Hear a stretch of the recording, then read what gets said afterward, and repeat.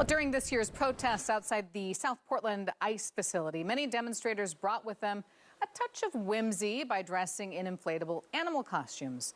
One in particular blew up, becoming a viral symbol of nonviolent resistance worldwide, in fact. The frog. And now Willamette Week has named that frog Portlander of the Year. To break it all down for us, we are joined by Willamette Week's editor, Aaron Mesh. Nice to see you, Aaron. It's good to be here. So what was the thought behind a Portlander of the Year?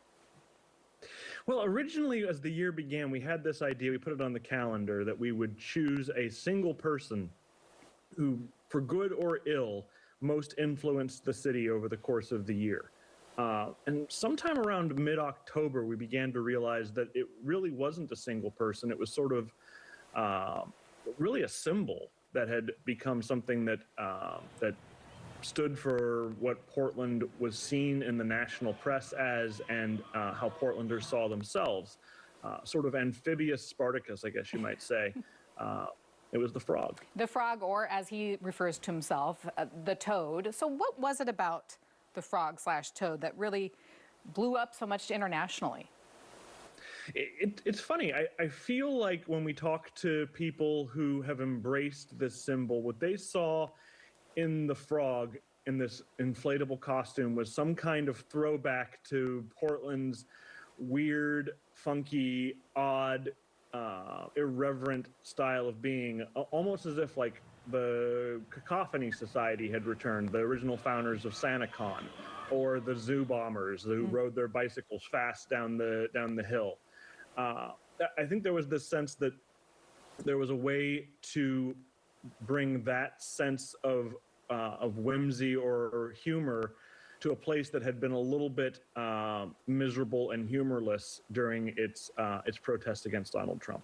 You spoke to Seth Todd, the person behind the frog. What do they have to say about this big symbol? Well, for one thing, Seth refers to himself not as a frog, but as Toad. I think it's a bit of a rhyme with Todd. And I would describe Seth Todd as, in a word, nonplussed. They never really saw themselves as a symbol of peaceful anything. They see themselves as more of a revolutionary.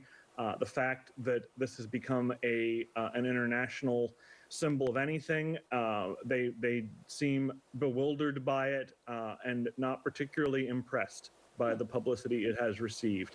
But somehow I think that makes it funnier. It's almost more of a Portland take on it.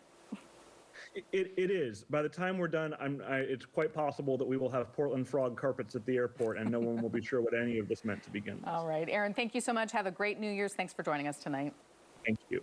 And you can read Willamette Week. It's right now the latest edition of Willamette Week on newsstands now or online at WWeek.com.